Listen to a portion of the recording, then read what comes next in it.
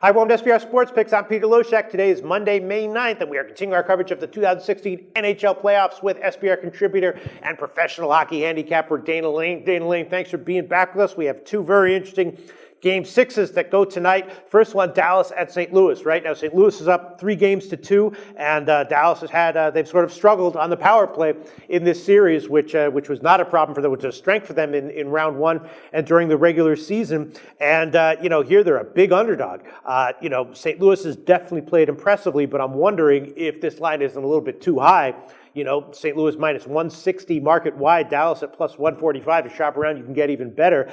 Is Dallas maybe really not getting enough respect here, and maybe might be a good shot to extend this series to 7 games at plus 145 or higher? Yeah, well, the one thing is, Pete, when people get a chance to see teams over the course of a series, they get more in tune with what potentially can happen from game to game. And certainly the reason for this line is that St. Louis is physically better. And I think that obviously people can see that their goaltending is obviously better. But Brian Elliott is one win away, like you said, from getting them to the conference finals. And, here's a guy, if you want to look at statistics for a goaltender to get you to the next level, a .939 save percentage, a 1.64 goals against average in his last 3 games. That's the stuff that Stanley Cup winners are made of. But on the other side, it's been well documented in our videos that Lindy Ruff just does not have any options. Obviously, Niemi is not going to start tonight. He's lost his last 3.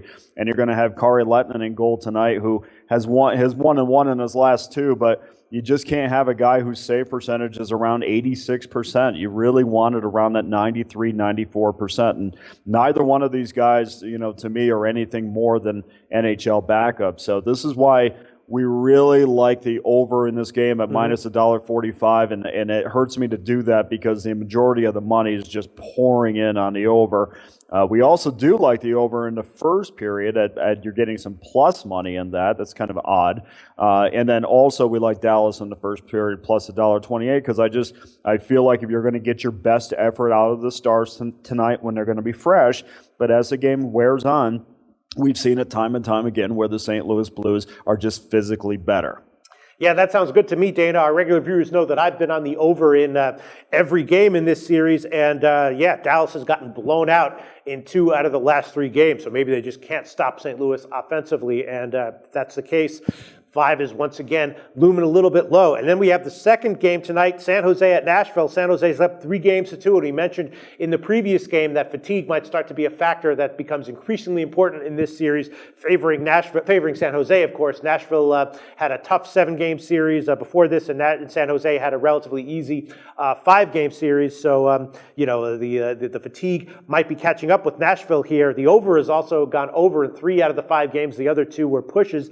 Wondering why if there's any reason why an over wouldn't be a good play once again here. And I'm also thinking that San Jose closes out. We know how great they've been on the road in general, even though they lost the 2 games at Nashville previously in this series. I'm thinking that San Jose minus 110, minus 111 might be a good bet. And this one, actually, I did bet already. I took San Jose at minus 111. What do you think about that, Dana?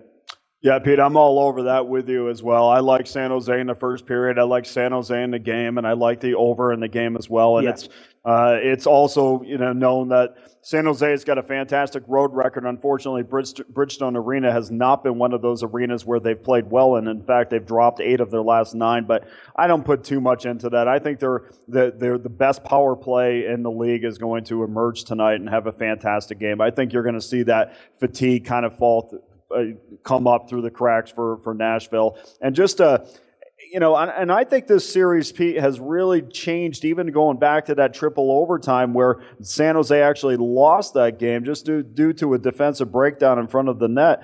But if you go from that game on, in overtime of that game, they'd outshot Nashville 25-18, and certainly in the second and third period of their last meeting, they certainly were the better team as well. So you are starting to see some distance between these two. Yeah. And I'll give you just an example of how San Jose has much more depth or Pete DeBoer has much more options than Peter Laviolette.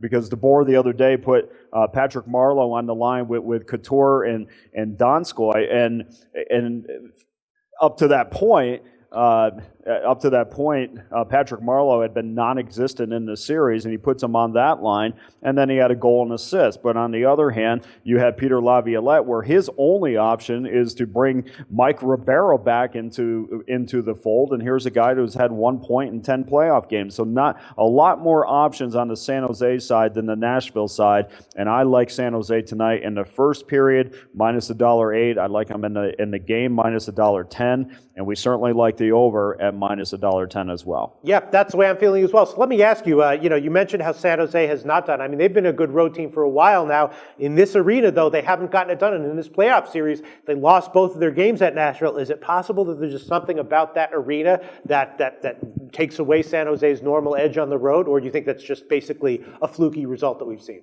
Well, that's a very loud arena there. That's not an easy arena to go in and play. And of course, they have more opportunities because they're in the Western Conference, so they do play, in Nashville quite a bit.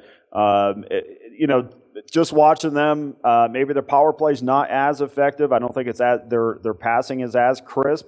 A lot of that has to do with the travel, and that's the longest that they do have to travel inside the Western Conference. So perhaps that takes its toll. Mm-hmm. But I put a little bit into those numbers, but obviously when we're going back, 2 seasons, what happened last year really doesn't have anything to do with what's going to happen this year. Sure, but it happened this year as well. It happened in the playoff series this year. Yeah, absolutely. Yeah, that's right. But when we talk about losing 8 of the last 9, obviously some of that is last year as well. So the numbers may not be as bad as it looks, but I think on paper San Jose is better. I think they're fresher, and I think they have more depth with more options.